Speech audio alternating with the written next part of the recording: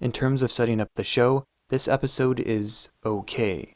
It succeeds in establishing the world of SAO and giving our main character the clear goal of beating all 100 floors of the game, but the fact that Kazuto, aka Kirito, never interacts with Asana, that we instead dedicate much of the episode to this friendship with Klein, a very, very secondary character, does seem strange. It almost seems like the original idea was to make Klein more central. He even tells Kirito, "Hey, one of these days I promise I'll pay you back for all your help. Virtually, that is." which sort of holds true, but not in a significant way. I might go into more detail on my thoughts on the anime in a later video, though don't hold me to it. I just don't want these episode 1 deep dives to feel so scattered. Anyway, let's talk specifics. What does this episode tell us about future events and the series as a whole? The first thing I noticed could be found in this early news clip, where 12 gamers are celebrating their purchase of the game. Notice any familiar faces? That's right, it's Klein and a few of his gamer buddies. It's a quick Easter egg that will almost immediately pay off. The detail of Kirito, and yes, I realize that's not his real name, it's just easier to stick with one thing, but the detail of him cutting his finger is an effective piece of visual storytelling. The real world can hurt you, while games can't. Generally. Then we hear Suguha, our main character's sister, call out to him before leaving. Hey, I'm off to practice now. See you later, okay? His lack of a response is our first clue that Kirito isn't close with his family, that he's a bit of a loner. It's also a rift that would become a central story element in the show's second half. When Kirito logs into SAO, a pop-up window lets us know he was one of the game's early beta testers. The clear implication is that he's a serious skilled gamer with a bit of inside information. We're less than 2 minutes into the episode and we already know he's going to be a very overpowered character. But we also know his skills aren't coming out of nowhere. He's a quiet, reclusive individual obsessed with games and the technology behind them. A close-up shot of his bookcase reveals what he reads for fun. JavaScript, an introduction to physical simulation, Visual Basic, other, I'm sure, impressive titles this anime doesn't bother translating. He's inevitably going to be skilled, and we've already been primed to accept that. This one's not exactly showing us the future, but we do see that Aincrad isn't the only floating world in the game. Later on, this floating behemoth will get added to New Alfheim Online as one of 9 different realms. This shot hints at the larger possibility of this technology before it actually comes about. As soon as Kirito logs into SAO, he sets out on his own to start clearing mobs, only to get stopped by, you guessed it, Klein. And while taking on some pigs, we get this bit of dialogue between them. An RPG without magic? That's a bold decision, man! This statement might not seem that significant because, frankly, it really isn't. It's just establishing an in-game limitation that's only sort of a limitation since characters can use potions and other magical items, like these teleport stones. But I did find the second line interesting. SAO is bold, backed by the brilliant visionary Kayaba Akihiko. It forgoes many of the expected fantasy RPG tropes in order to create a more grounded user experience. That's also why everyone's avatars take on their real-world appearances. While SAO may be a game, it isn't just something you play. It's something you experience, something you live. This further distinguishes it from its eventual successor, Alfheim Online. That game does have magic. It's also severely underdeveloped and lazy. The abilities of the various races seem random, and it doesn't seem like there's a lot of lore behind them. The larger objective is to ascend the world tree and reach the fabled floating city, and that, surprise surprise, doesn't even exist. It takes countless shortcuts by copying much of the underlying technology of SAO, doing this to such an extreme extent that Kirito's SAO stats carry over. The game lacks a single vision to guide it, and, as a result, feels neither bold nor cohesive. This is followed by perhaps the most significant line in the episode. And even though it's a virtual world, I feel more alive in here than I ever did in the real one. Once Kirito and Klein finish out a few hours of leveling, Klein invites him to hang out with him and his friends. Kirito's discomfort once again indicates he's a bit of a loner, and uncomfortable with references to anything beyond the game, of bringing reality into a virtual world he finally feels at home in. Kirito is adopted. It's a big part of the reason he feels out of place at home. His mother and sister, they aren't his biological family, at least not in the way he previously thought, and he still isn't sure what they mean to him or what he means to them. It's a confusing place to be in, feeling like an imposter, pretending to be something he's not. This is an important story element in the series, and one that works brilliantly in the VR setting. What's real? What isn't? And, more important, does it even matter? Speaking of parallels, which I wasn't doing, but now I am, Klein's creepy questions and behavior concerning Kirito's sister mirror his reaction to Asana later in the series. Parallels often indicate connections, and, as it turns out, both Asana and Suguha end up falling for a protagonist. Later information reveals that Suguha blames video games for pulling her adopted brother away from her. She's into sports and hates games, and she's totally not your type, man. Then, when Kirito ends up trapped in SAO, she decides to give gaming a shot, eager to understand why he enjoys the medium so much. It's an attempt to better understand Kirito himself. And because I love spending tons of time overanalyzing a single clip, we see Klein get hit in the nether regions from all his sister badgering, only to realize it doesn't hurt. The game, like any other, protects its players from physical harm. For now. Remember that cut I mentioned Kirito getting earlier in the story? Well, that imagery is brought back after Kayaba Akihiko brings everyone back to the town of New Beginnings and informs them all that they're not only trapped in SAO, but that death here also means dying in the real world. There is no escape. Nowhere is safe. And though Kirito and Asuna don't interact in this opening episode, which I find a bit strange, we do catch a glimpse of her in the crowd. It's very brief, so it's an easy one to miss. Out of curiosity, I figured I'd try to find out what her avatar looked like before everyone took on their real-world appearances, and I had no luck. These two potential candidates are shown later on and appear to be guys. This girl's clothing also seems similar, but it's just too hard to tell anything from a single black and white profile image. All I can say for certain is that the outfit Asuna wears here isn't what she's wearing when Kirito first meets her. That one doesn't have exposed shoulders. And it's not the more iconic Knights of the Blood Oath uniform Asuna's typically seen in, since that doesn't exist yet. There are also two other familiar characters that appear in the crowd, Silica and Elizabeth, I think. Silica even gets a line and screams, so she's almost a character here. And Elizabeth appears crying on the ground. She looks a bit different from the next time we see her. She's not sporting that pink hair, but she's got the hair clip, so, she has to be the same person.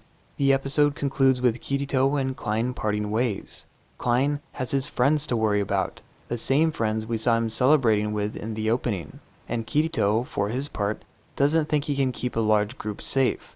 It's interesting that this is the excuse brought up in the pilot, before our hero has any concrete reasons to fear this, especially since, not long afterwards, he ends up joining another party with players that seem much less capable. Klein tells us that he actually ran a guild in the last game he played, and his participation in the final battle makes it clear that he's pretty good. They might have been better off just sticking with the antisocial angle here. That would have made more sense, and it would have brilliantly transitioned into the next shot where we see the two of them from inside a bar. They start off framed by the same window, then Kirito moves into a second frame as they continue their conversation. Furthermore, there's the bar itself. This is a nice tie-in to the final episode, where Kirito and his friends from SAO meet in a bar in the real world. He's no longer on the outside looking in, but a part of a community he can find meaning in. That being said, I think this shot still works quite well. It still emphasizes the separation between these two. It just felt like it could have had more weight if the reasoning behind Kirito's hesitation was based on what we'd already learned about him, not an as-of-yet unfounded fear. He's a gamer. He should know that team play in MMORPGs is actually safer and more effective. The final pledge he makes to survive as he's running through fields and slaying wolves also seems to come out of nowhere. We haven't been given any reason why Kirito should be more driven than your average SAO player to beat the game. If anything, It seems like he should be less driven. He's not that attached to his old life. Why not just sit back and enjoy a virtual one? I would have liked to have a more clear hook, a regret, a promise, something he needs to do in the real world to find peace. Without that, the objective feels weak. Still, it's by no means a deal breaker. We do need Kirito to step up and lead the charge. Why he does so is all secondary to the cool things we get to see because he's taking on the big monsters. And all the flashbacks, the shot of his sister, this girl and her mother crying over a loved one's death, Klein, they do in fact indicate something. Kirito doesn't want to see anyone else suffer. He does want to save the world, even if his initial reasoning feels out of place. But this selfless idea is further built up in the next episode, in which Kirito intentionally turns everyone against him in order to draw anger away from the other beta testers. He does it to unify those still willing to fight. He's willing to sacrifice himself to bring everyone else together. Granted, this story element is kind of dropped afterwards, but that's not what I'm here to talk about. I'd rather just move on to the end theme, which, interestingly enough, becomes the opening theme in the following episodes. Does that mean something? Probably not. We start off with Kirito sitting on the ground in the rain, back against a wall. He's by himself, a common theme throughout the anime. We also see he's wearing the black cloak he later wins from defeating the Floor 1 boss. It's black, reflecting the way many see him. In contrast, the next character that appears is Asana, dressed all in white, and walking forward with determination. She seems confident, but we also see this brief flash of her sitting in her bed, head down. Moments later, we get this rotating mirror image of our heroine, showing both a physical and digital manifestation of herself. It's a symbolic reflection of who she is. Which one's the real her? Are they both real? And, once again, does it even matter? This theme is especially important for Asana's growth, as she struggles to find meaning in this digitized environment, surrounded by virtual friends. The following series of hands reaching up to a fluctuating digital and non-digital sky further blurs the distinction between them. Then we get this 3D wire mesh black hole thing that's sucking players into itself, into a version of the game they can't escape. It's a simple bit of symbolism that emphasizes the seemingly insurmountable forces trapping them in Aincrad. As Kirito falls into oblivion, we see the symbolic flame of his past self burst apart, then rematerialize as the dark-clad lone warrior we get to know throughout the series. We see Kirito cut this skeleton soldier, or demonic servant, in half. It's a monster that only appears on the 74th floor, but it takes both Kirito and Asana to defeat it, so this just isn't realistic. We also see this other monster get one-shotted by Kirito's sword, which is also unrealistic. It's the Lord Lizardman seen in the same episode, and Kirito ends up using his 4-combo special move, Horizontal Square, to dispatch it. For good measure, Kirito takes down a second demonic servant just because. Pretty sure there was only one in the show. I do like the inclusion of the blue demon from episode 9. It's one of the toughest floor bosses to defeat, and it depicts how good Kirito and Asana are together. Then, in the middle of this battle, we get a lineup of girls with crushes on Kirito, outside of Asana, of course. Silica and her dragon, who we meet in episode 4. The blacksmith Elizabeth. She constructs Kirito's second sword for him, and is the most blatantly interested candidate. Sachi, the girl who dies. The only other major admirer who's missing is Suguha, and that's because these credits only reference elements from the Aincrad story arc. Next, we see Yui. She's floating in the air, surrounded by windows running code. It's an early sign that she's actually a computer program, some sort of system administrator. Similar imagery appears when SAO's creator gathers them all together to tell them they're trapped in the game. This is followed by Kirito just standing there, looking out over the world of SAO, at the beauty this world can hold. And then we get a lineup of Kirito's male acquaintances. Klein, before a purple-red background. Agil, standing before a green one that's very similar to the background used for each of the episode titles. And a connection that almost definitely means nothing. One of the antagonists, Kurodil, is seen in front of a bluish background. Heathcliff poses before a golden one. We transition to Kirito looking down at the ground, before looking left. followed by Asana doing the same, but she looks right. What comes next is the conclusion of their Blue Demon boss battle. They make an excellent team. It's even visually demonstrated by the X between them, which, if you've seen a decent amount of anime, is a common symbol in titles. Hunter x Hunter, Gunsword, Kiss Sister. It generally doesn't mean anything as far as I can tell. It's a silent character, but it still ties things together. Heck, with Hunter x Hunter, the words of the title are mirror images of one another, which seems especially appropriate for these two. Definitely what the creators of SAO were going for here. Trust me on that one. I'm an anime expert. Just don't ask an anime expert to corroborate that. This battle is followed by Asuna serving Kirito food, and then staring at a sleeping Kirito in annoyance. As different as these moments may seem, they actually have similar significance for Asuna, the importance of enjoying life, regardless of how bad things may get, both of which are inspired by Kirito. In episode 2, our lead gives Asuna a sauce to put on her bread, which, it would seem, leads Asuna to pick up and master the cooking skill. And the scene in episode 5, when Kirito gets Asuna to take a nap next to him, completely changes her view of the world. Life doesn't have to go on pause in SAO. There is still joy and meaning to be found within it. Finally, as far as the end credits go, we end with these crossing swords. Upon a first watch, they might seem to reference Kirito and Asuna, and maybe on some symbolic level they do. The value of working together, the strength that provides. But it's primarily a reference to the crazy dual-wielding skill Kirito acquires and uses to take on the Floor 74 boss. It's what takes him to the next level. It's what sets him apart in terms of ability.